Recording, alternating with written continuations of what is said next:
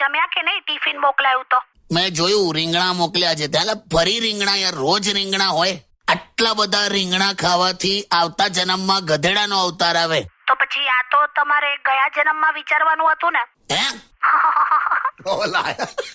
મેં ગધેડો કે જેલી?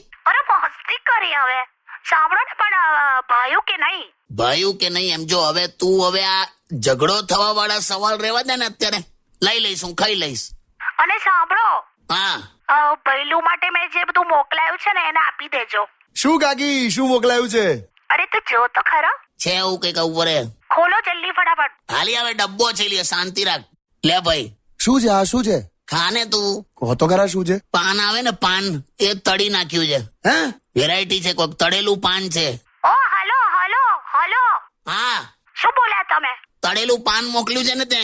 અરે સમોસા છે. હવે સમોસા તળેલું પાન હોય